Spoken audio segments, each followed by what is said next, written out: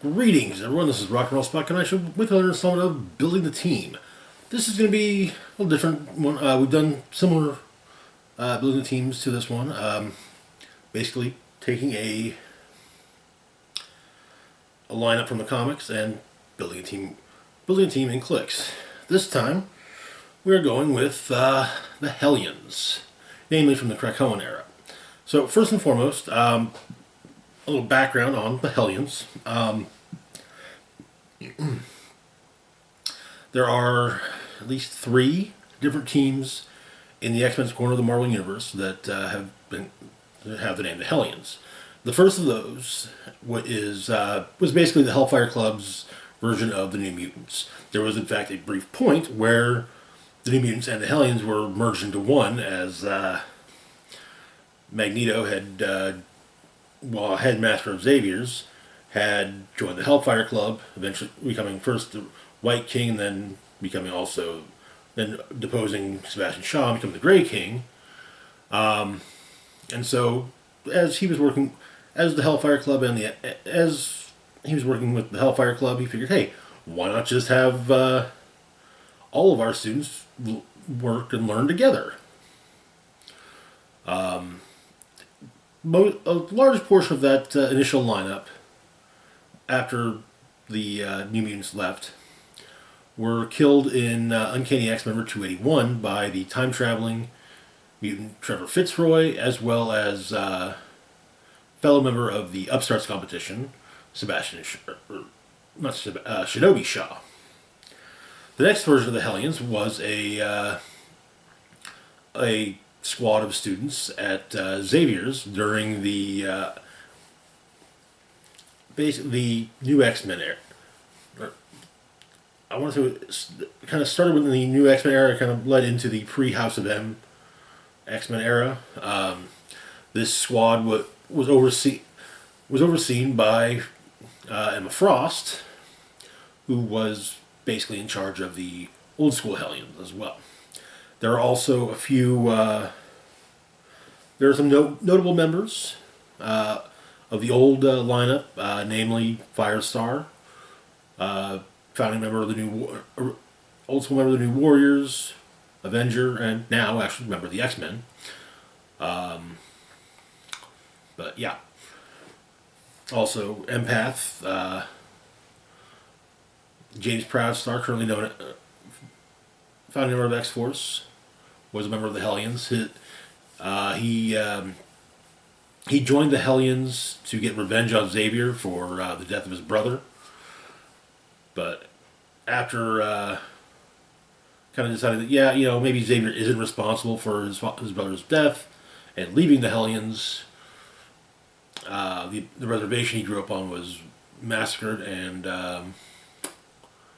he joined the New Mutants shortly before they turned into X-Force. So anyway, what we're going to do normally when we've done these comic accurate building teams, I generally focus on, okay, here's the team, and maybe adding stuff that maybe you need to add to make it even 100 points. However, this time, because most of the figures are, actually I think all of the figures currently are modern legal, we will be doing a 300-point modern team with as many of the figures here as possible. Oh, I skipped the third team, which is actually what we're working on. The third Hellions team. This third team was basically a therapy squad, so to speak, on Krakoa, overseen by, of all people, Mr. Sinister. It was largely made up of characters that maybe weren't fitting in too well with Krakoa, or maybe having trouble with abiding by the 3 laws. In fact, Havoc was actually kind of fell into that latter category, as Hellions number 1 showed him and the X-Men fighting, I think it was the Sapien League, trying to basically do another mutant massacre. And he very nearly lost control and had to be talked down by, of all people, Wolverine. Some of those had trouble fitting in. The aforementioned Empath, who was using his telepathic abilities to make his fellow founding Hellion, his recently resurrected fellow Hellions, do as he pleased. Grey Crow, a member of Mr. Sinister's initial Marauders team, who understandably, whose presence on Krakoa was understandably kind of pissed off some of the Morlocks, either survivors of the Mutant Massacre or resurrected since then. So yeah, anyway. So this team, like I said, we're going to start with a 300-point team, and then we'll go on 300-point modern team. Then we'll go into larger point builds that will definitively be silver. It would be definitively Silver Age legal. Maybe not so much. Maybe not so much modern legal, but then again, modern in clicks does have a 300-point. Push stops at 300 points. So yeah. Anyways, so the 300-point build. We'll be taking out Psylocke, as she is in fact probably, I think, close to rotating out, and also Empath, for reasons I'll get into later. So, with this being a 300-point team, we've got 6 figures. And so, let's take a look at what all we've got. First off, we're going to be running, most of these figures will be run at their lower point starting dial, their secondary starting dials. So we've got Wild Child here. Wild Child comes in at 30 points, has the Hellions, Weapon X, and Animal keywords, as well as the trait Seeking an Alpha. This grants him willpower, but only if he's adjacent to a friendly character with a higher point value. So, now looking at his dial, it's basically the last 3 clicks we're worried about. So we get 2 clicks of Charge, then a click of Flurry, 3 clicks of Blades, Claws, Fangs, 2 clicks of the special defense power, Unpredictable and Dangerous, which gives him combat reflexes, super senses, and toughness. Then we get a final click of Regeneration, and there's no specialty on his regeneration, so he can only heal up to his starting click, which would be this one here. And then we get on damage, we get 3 clicks of Battle Fury, which is incredibly useful. It gets around, as you can get around shape change and mind control with that. Next up, we've got Orphan Maker. Orphan Maker was, I don't want to say a big deal. Nanny and Orphan Maker were kind of a big thing in the 80s. I believe the early X Factor run, back when X Factor consisted of the original 5 X-Men, all grown up and working on their own. So, Orphan Maker comes in at 40 points. He has the Hellions, X-Men armor, and Assassin keywords. We also have improved targeting for adjacency, and the trait Armored Battlesuit, which grants him inertial deflection. When he's dealt penetrating damage, after resolutions, deal 1 penetrating damage to an adjacent opposing character. Okay, so looking at his dial, we get 4 clicks this time. 3 clicks of Charge on speed, followed by a click of Running Shot. 3 clicks of Super Strength, followed by a click of Precision Strike on the attack. On defense, we get 3 clicks of Toughness, followed by a stop click. Resurrection in Araco. As I mentioned, is a stop click, grants invulnerability. When this click is first revealed, for the rest of the game, Orphan Maker modifies his combat values by +1. Okay. Then on damage, we have, on his first click and his last click, Perplex. Not too shabby. Not great, but not terrible. You get a decent close attacker. Moving on, we've got Grey Crow.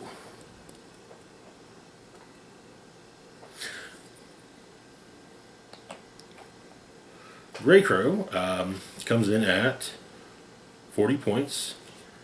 has the Hellions, Marauders, X-Men, Assassin, and Soldier keywords. Then looking at his dial, which, again, just the last 4 clicks. We've got Leap Climb on speed, Penetrate Psychic Blast on attack, 2 clicks of toughness, followed by 2 clicks of regeneration on defense, 4 clicks of ranged combat expert. Not as strong. It's not as strong. So the lack of mobility is a bit of a hindrance, but he can still do some damage. He can get some damage in. Next up, we've got Havoc.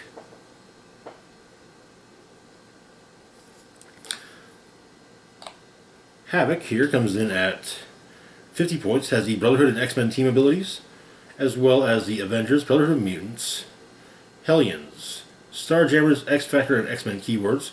We also have a Rally ability, which triggers off of opposing attack rolls that contain a 5.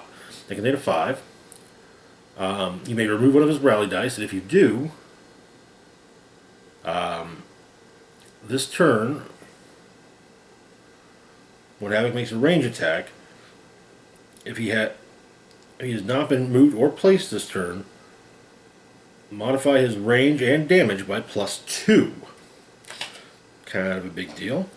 So then looking at the dial, we get 4 clicks of running shot, 3 clicks of special attack power, plasma discharge, which grants energy explosion and penetrating psychic blast, followed by 3 clicks of regular energy explosion. On defense, we've got 1 click of the special defense power, containment suit, which grants inertial deflection, toughness, and willpower. This is followed by 3 clicks of regular toughness. Then on damage, we get 4 clicks of leadership. Okay. For a 300-point build, it's not terrible. Honestly, I feel that Havoc is a figure that could easily, on top dial, be front a 300-point modern team, but he would definitely need some backup. Next up, we've got Nanny. Nanny proved in the first month of the Ten of Swords storyline event to actually be pretty handy. So she comes in at 60 points, has the Hellions, X-Men, and Scientist keywords.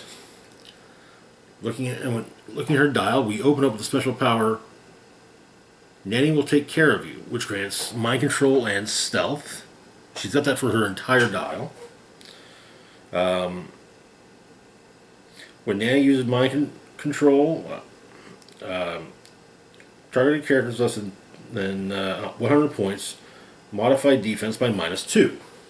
That helps a lot, because it's not too common to come across.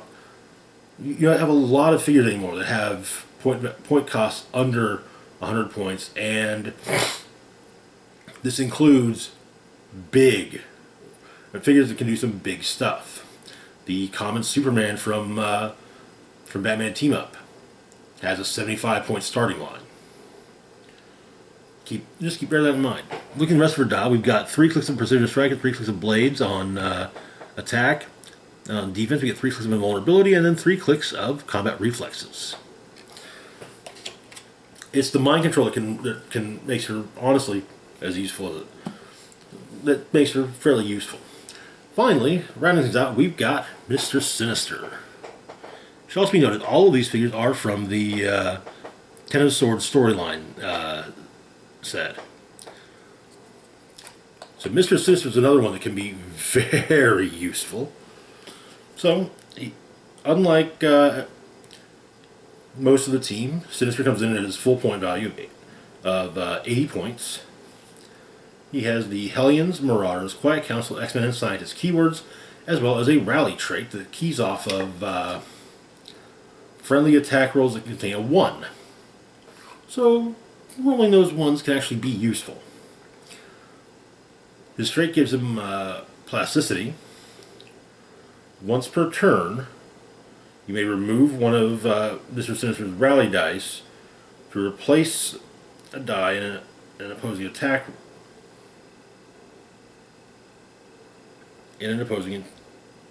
roll with it. Okay, so yeah, not within range. Just So that can be incredibly useful, and there's a great story with that.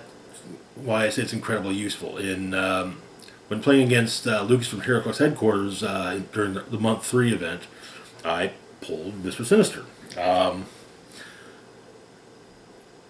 and Lucas pulled White Sword. I'd managed to wade through a decent amount of. We'd managed to wade through a decent amount of each other's teams, and it was down to Sinister and Orphan Maker against White Sword and Grey Crow.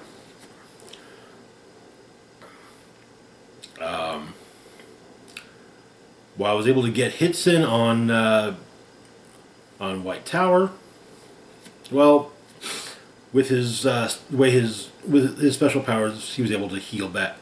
He was able to heal back some. I believe he's got Steel Energy, and I think it was something additional with the Steel Energy, but.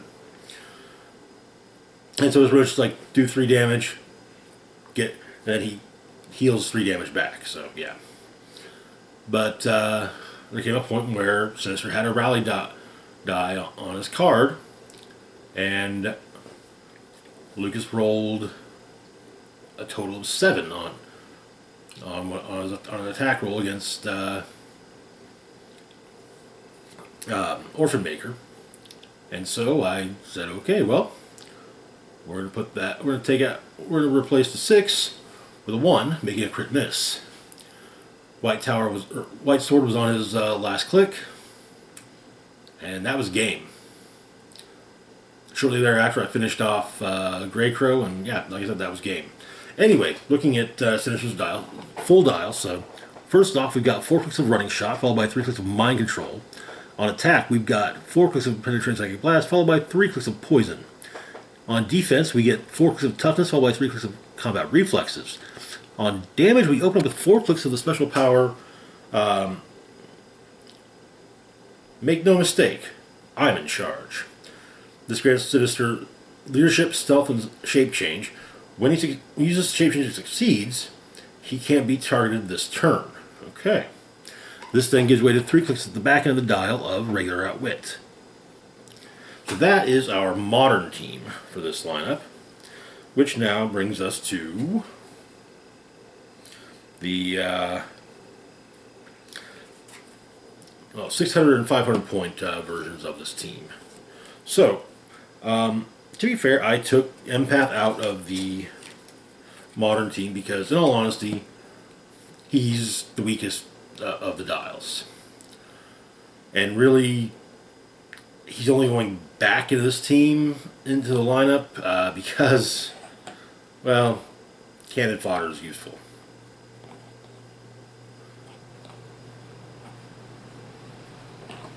So, for the 500 point team, we are actually removing Sinister. There's just for points.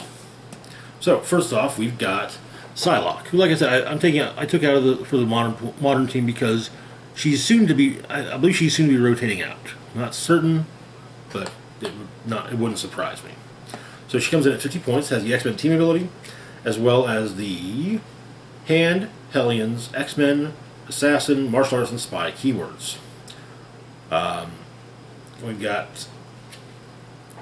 We start with a special speed power, Jump Little Caterpillar, Fly, which grants her stealth, sidestep, and flight, but with passenger 0. This then gives way to 2 clicks of Flurry. On attack, we've got special power Psionic Katana, which grants her Incapacitate and Mind Control. Once per turn, when Psylocke uses either in hits, after resolutions, you may then... or she can use the other at no cost. Okay. That thing is going to 2 clicks of Blade Slaw's Fangs. On defense, we've got 3 clicks of Super Senses, followed by 2 clicks of Combat Reflexes. And on damage, we've got 5 whole clicks of Shape Change. There's a lot of things I would want to see on a new version of this figure, or of this character.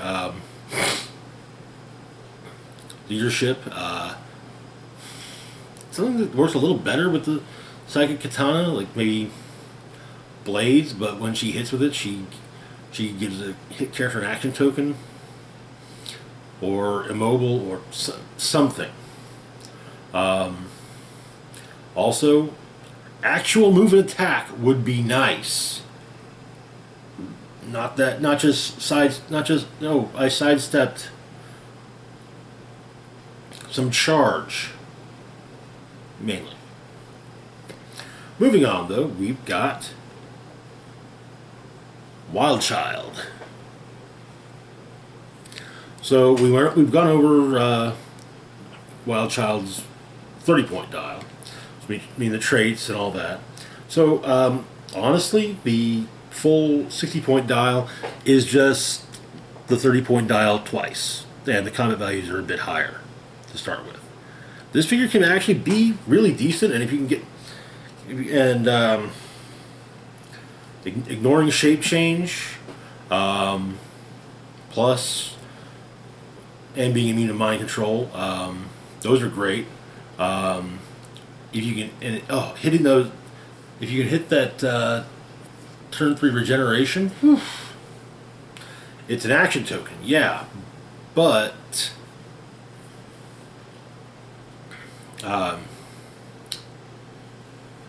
if you can keep him defended after getting that regen, back, especially back at top dial, whew, yeah, that's good.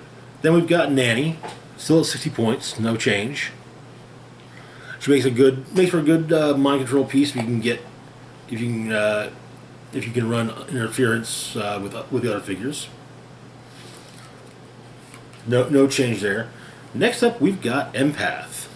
Empath is basically going to be cannon fodder on this team. 75 points of cannon fodder. Yeah, I know, a bit much, but not good for too much else. So Empath, like I said, comes in at 75 points. He has the Hellions and X-Men keywords. Looking at the dial, we open up with 4 clicks of the special power Nudge in the Right Direction, which grants mind control. When Empath uses it after resolutions, give a hit character a Thrall token, if they don't already have one. When Empath uses Mastermind, he can instead shoot an adjacent opposing character with a Thrall token, regardless of keywords or point value. When a character with a Thrall token takes damage from an attack, remove their Thrall token. Okay, it's not great. Then we got Plasticity after his mind control, after his special power. On attack, we've got Precision Strike for 4 clicks, followed by Incapacitate for 3. On defense, we get 4 clicks of Mastermind. A full dial would have been preferable. That might have actually been almost worth the 75 points, but yeah. Traded mind control may have helped, but yeah. Then on damage, we get 3 clicks at the back end of Perplex. Yeah, not exactly great. Like I said, maybe you can pull off mind control. Also, something that might make him worth the 75 points instead of it would be if he didn't have to be adjacent to the opposing character, maybe just within so many squares. But whatever. Also, another thing that would definitely make Empath a little bit better would be more than one target.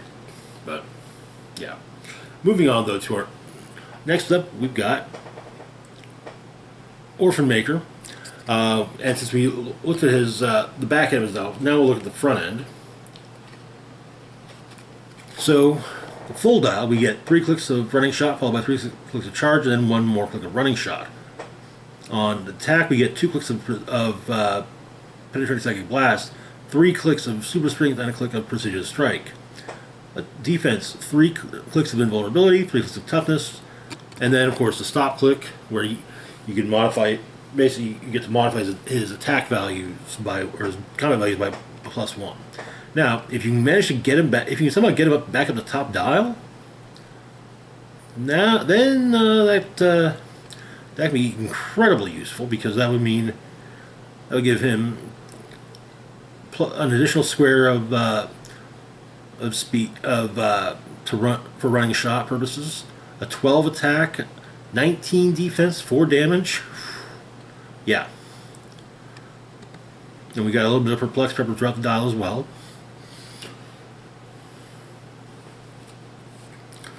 Next is, of course, Grey Crow.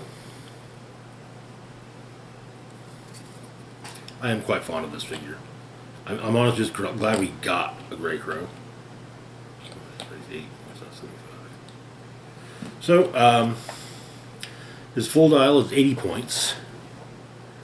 Otherwise, everything's the same. But well, everything aside from the dial itself is the same. But the full dial, we get 4 clicks of running shot, followed by 4 clicks of lead climb. Full dial of penetrating psychic blast. 2 clicks of energy and shield deflection. 4 clicks of toughness. 2 clicks of regeneration. We have a special power on damage for 4 clicks.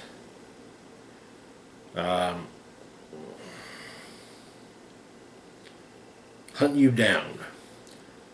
When Grey Crow hits a character with 2 action tokens after resolutions, remove an action token from him. Okay. Now that gives way to 4 clicks of ranged combat expert.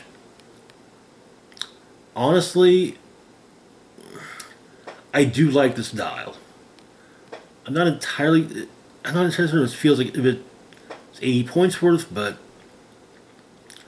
I've used the figure well. So, and finally, wrapping up the 500 point version of the team is Havoc.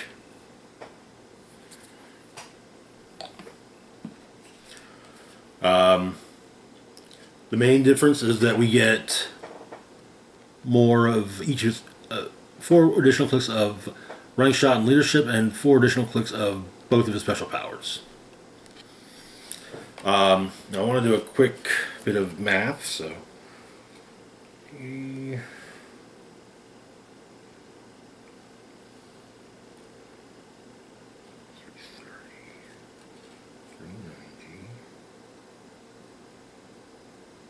Yeah, okay.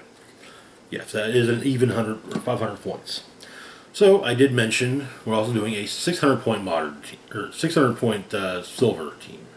This is actually definitively Silver Age team.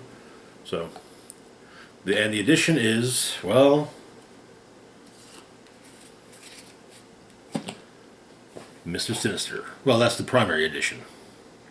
And since we already looked at the full dial, we're not going to go back into it anymore. But we're left with 20 points extra. So, what do we do with those extra 20 points? Well, as this is intended as a Silver Age team, 2 Infinity Gems. First off, longtime favorite, the Power Gem. Yes. You put this on. I would ideally put this on Havoc, though Grey Crow would also be a good fit for it. The reason I would say Grey Crow, possibly Grey Crow instead of Havoc, is, well, Havoc's